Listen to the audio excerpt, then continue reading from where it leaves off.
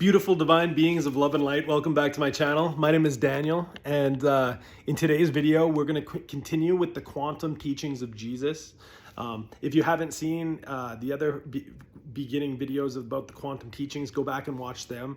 But in essence, we're going through how Jesus is the greatest quantum teacher of all time, even though he was teaching expanded principles in a time where science wasn't even a real thing. Like, it hadn't even been existed yet. And why is quantum physics important for spiritual people, for really anyone to understand?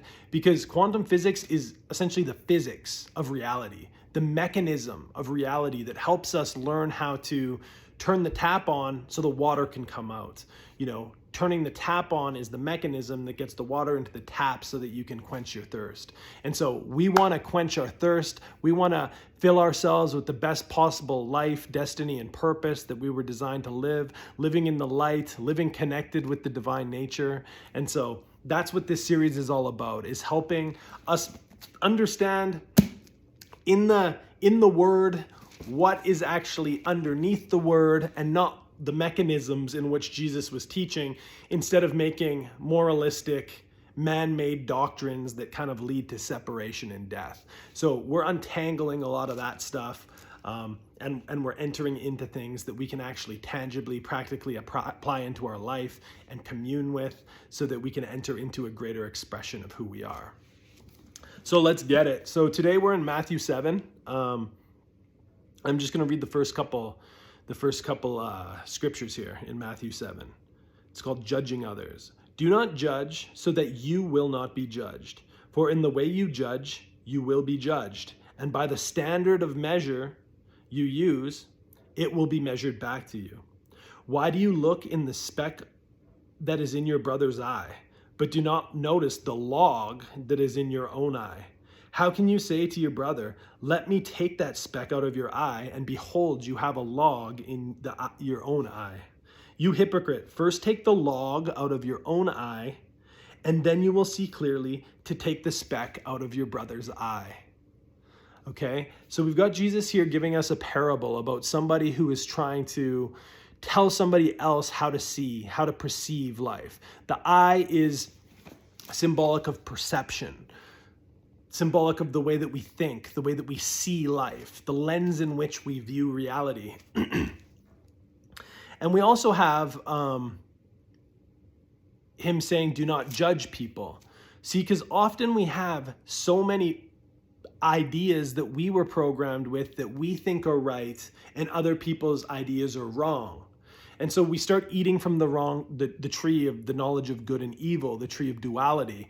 And we start living in this fragmented, separated place. And we start to believe that, you know, God is either really, really for us and loves us and doesn't like the other groups that are doing the things that we don't think are right, or he's really against us and bad things always happen to me.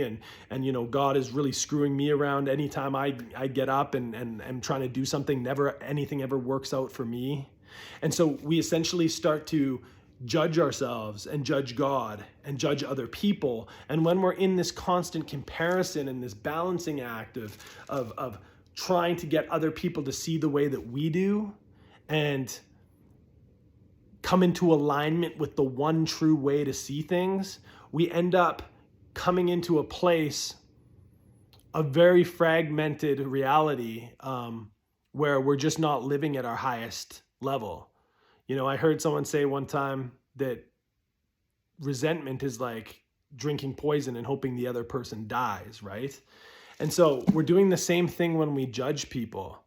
When we judge people, we are pronouncing death upon them, or judgment in another way, in our hearts, and we're actually judging ourselves, because we don't realize that there is no separation, that when you judge another person, you're actually judging yourself. And that's exactly what Jesus said here. And this is a very important quantum principle that we've been talking a lot about in the mirroring effect, that what you put out, you're going to get back. Okay? And so it says, do not judge so that you will not be judged. For in the way you judge, you will be judged.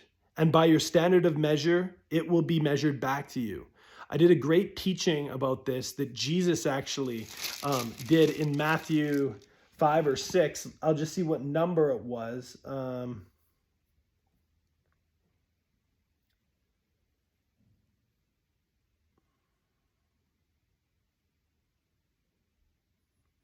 I think it's the first Quantum Teaching 1, the mirrored reality. So go check that out. It talks about the court, the Supreme Court, and the fiery hell. And these are the different levels of judgment that can come back to us. The different levels in which we judge other people comes back to us.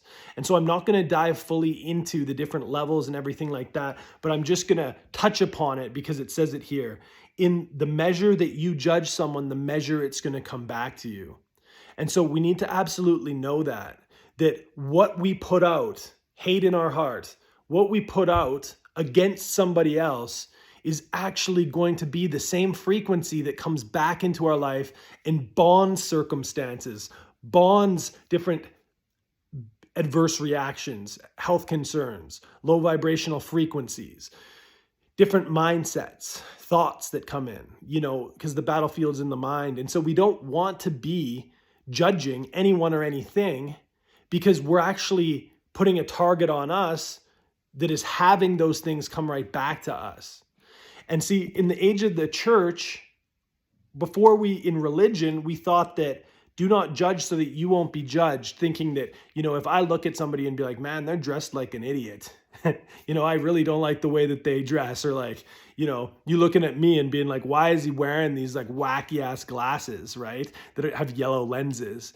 And you judge me without really realizing the reason why I'm wearing them, or even it doesn't matter the reason, but oftentimes when we judge people, it's because we have a lack of knowledge, or we haven't walked a mile in their shoes. We don't know what they've been through. We don't understand the angle or the way that they're seeing life.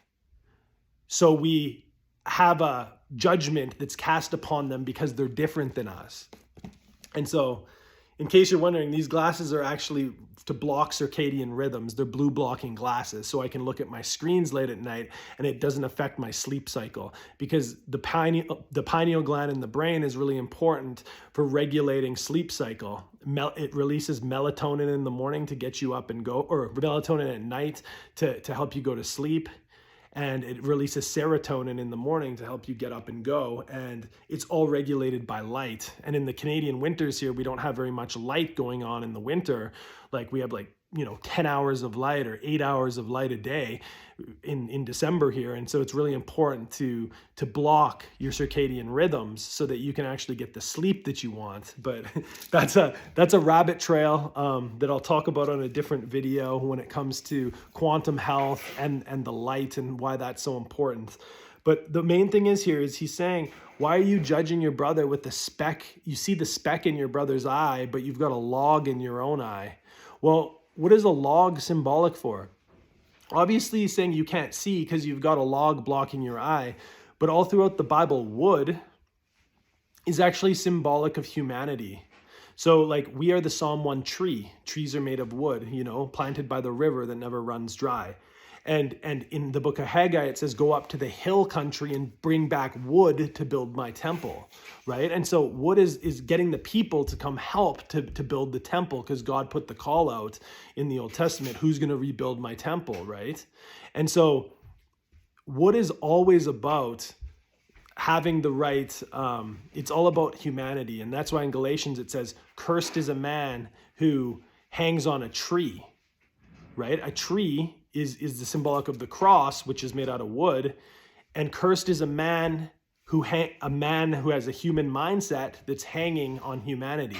So it's like cursed is a man who stays in his human fallen mindset and doesn't get renewed to union with the divine nature.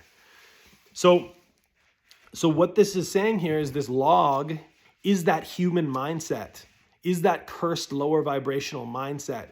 Is that way of judging that we look at other people and we have that humanistic judgment in our eyes, in our perception, in the way that we're seeing them? And he's saying, you got to remove that. You got to get that out of your life.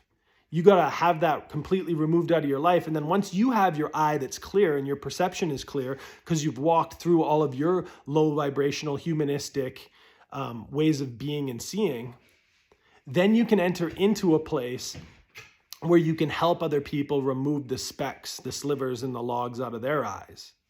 And so that's a really important thing to know, is that we have to, not judge other people, because if we're judging people about the speck in their eye, we're actually going to be having the logs reflected back to us. And see, this is a real biblical principle. You reap what you sow, right? You reap what you sow. Well, if we're constantly sowing, low vibrational judgment into the quantum field, or hate or accusation, we're going to have that low vibrational hate, accusation, and judgment coming back to us. And so that's what Jesus is saying here. He's saying we need to not be hypocrites. We need to not be those that are engaging in judgment in our heart, because as we engage with judgment in our heart, that's what's going to be coming back to us. It's not the sky god that is judging us because he sees that we're doing something bad, and so now he's going to put his punishment on us. That's not the way that it works. But once again, go check out, if you want to know more about judgment and the different levels of judgment, go check out Quantum Teaching 1, the mirroring effect, where Jesus unpacks the different levels with the courts. It's pretty damn good. But I love you guys. I hope you got something from this. I trust that you took something away from this. And until next time, shalom.